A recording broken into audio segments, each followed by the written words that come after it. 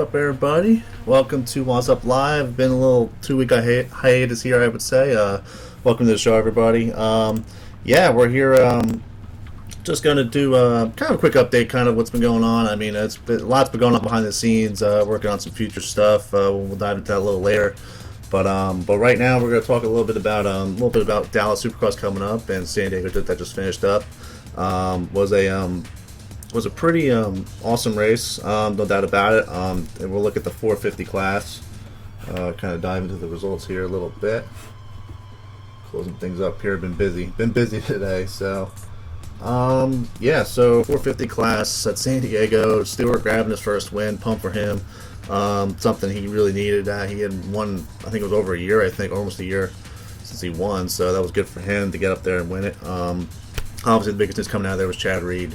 The last lap crash there, kind of get involved with kind of Nick Way, kind of Roxon, and just him kind of mostly pushing it and trying to make a move on the last lap, and didn't work out. Just a bunch of injuries he suffered, and hopefully he's 100%, at least getting close to that, to be able to ride. I mean, he says he's going to ride Dallas, and the last thing I've been seeing lately is that he's racing, I guess. I don't know how to put it.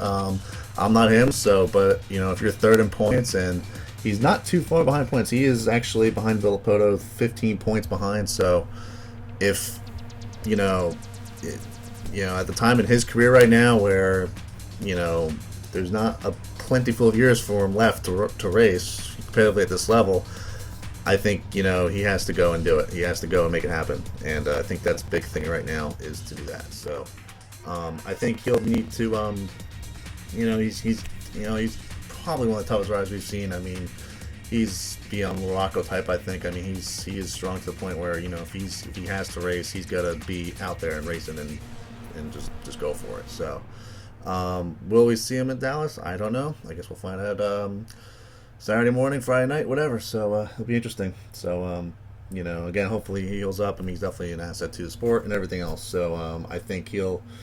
You can't tell him no, but then, it's really tough for him. So I'm hoping he gets back into it. But on the podium was Villapoto at second. That's his points lead goes up a little bit more, and he's now a 9-point lead over Roxon. Roxon was third in Dallas. In San Diego. So he Roxon rookie season, kinda. I mean, he's ridden some 450 Supercars before, obviously, and done fairly well on them.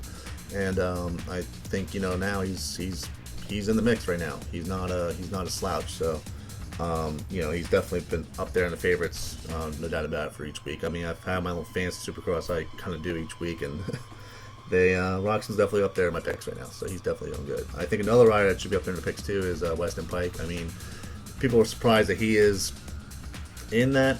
He's been top 5 now 2 weeks in a row. It's great, it's awesome, but it's not a normal rider to be in top 5 as we've seen in the past. So to see him in 5th is awesome for him. I don't think it's no longer a surprise right now that he is now 5th. He is now up there and battling right now, and we don't see it because he's not dicing it with the leaders or anything else, but he has been busting out, working his way up. He made an aggressive pass on Barsha from what I'm hearing, so that we didn't see on TV. So I think it's good. I think it's good, and I think it's really good racing going on. But anyways, yeah, I think the points shaping up. Villapoto leading it. I mean, it's kind of expected, but I think will he have these mid-season just win every race? I don't know. His championships in the past haven't been. The first few rounds been really stellar or anything. I think that's the thing, and I think it'll be interesting. I think it's gonna be great. And switching out to the 250 class, 250 West from San Diego. Last round for I don't know, it seems like a 2-month hiatus pretty much until the next round, which I believe is Houston, I believe. So it was kind of a for the riders that are up on top, with Anderson and Sealy, this is kind of like, okay, you won the last race, now coming into Houston, who's got the momentum grabber going in?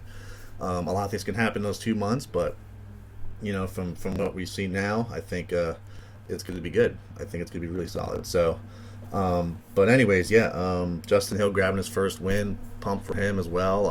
He had the lead going, I believe it was Anaheim 3 they're going, and he just buckled under the pressure pretty much. Dino was flying that night too.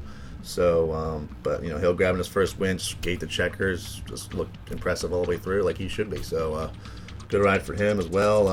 Kind of big disappointments. Webb was 14th.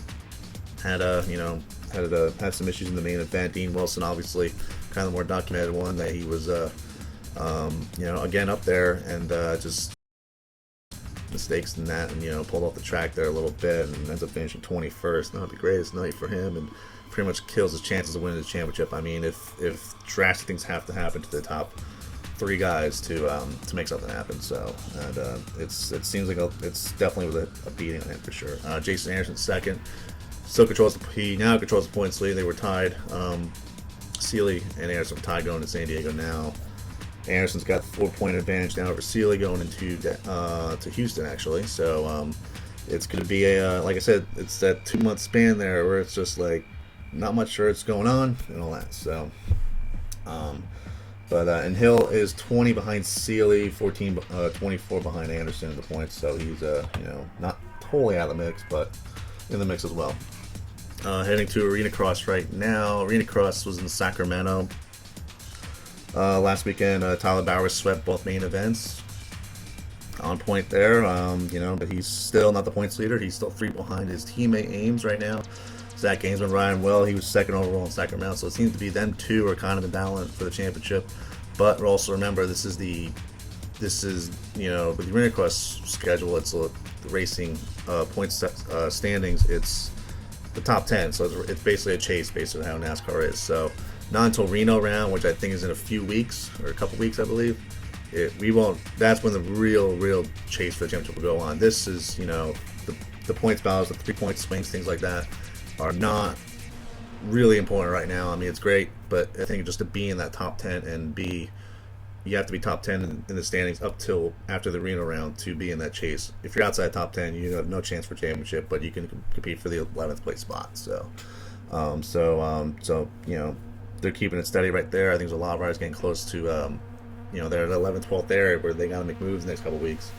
And that's kind of what the Arenacross series is kind of right now. I mean, we know who's going to be in the top 10. Seems like it's just finding out if 11th and 12th can get up there. So that's where it is right now. It's a lot different than Supercross is. So also Garrett Steinke, Californian, out there in California, won the Lights West main event, but he's not into. He don't get points actually because he's in the Arenacross class. He's top 10 in Arenacross points from last year, I believe. That's the rule or something. So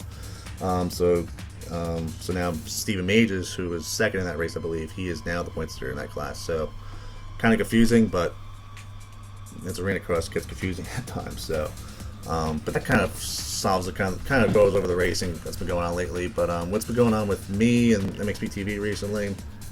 Doing a lot of live testing, obviously, with this being a live show. This has kind of been, if you've seen the past shows, they've just been doing different variants. This is obviously a little less graphics than last week. I was really testing some new stuff, and but overall, I think this is I think we've made some big grounds the last couple weeks. Last week, for Thursday, I wanted to do a show, but I was busy doing some live show tests and stuff as well, just trying to get the equipment together and get it figured out. So pretty much, I'm going to be doing a live show from Daytona again this year. Not just one. I will be doing 2 live shows.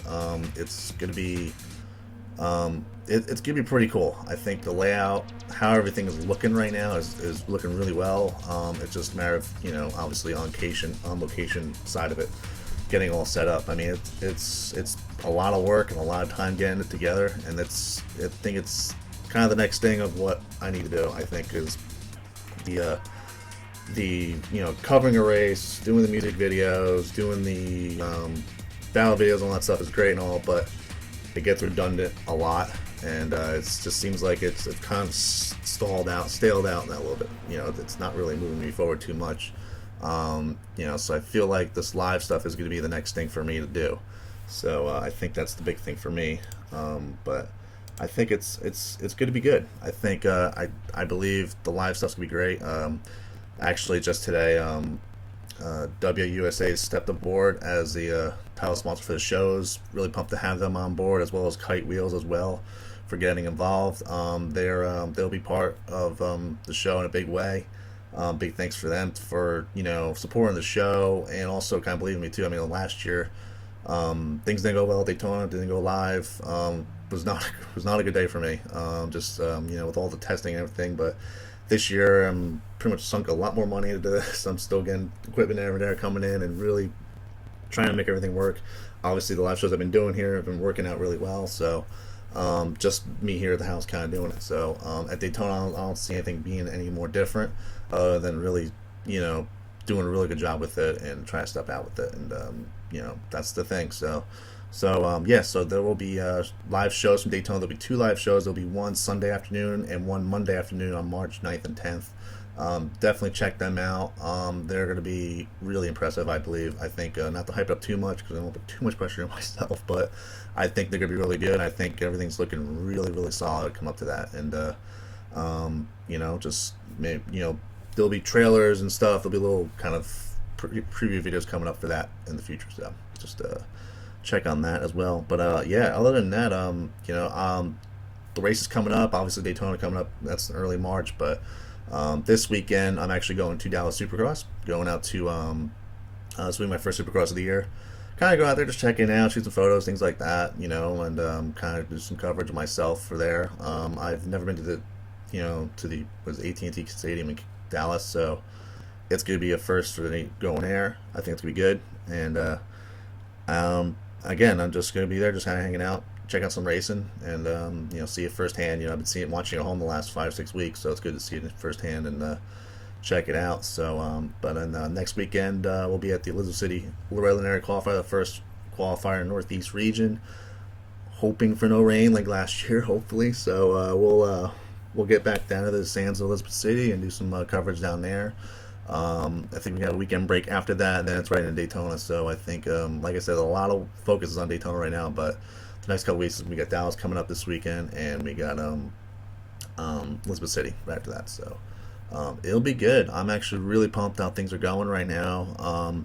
Just kind of a quick update, like I said here. I don't want to be too long, and but yeah, I think another thing I kind of want to mention too. I did post a Twitter post today. Kind of was like to kind of guess where your podiums were for the 250 East Coast class.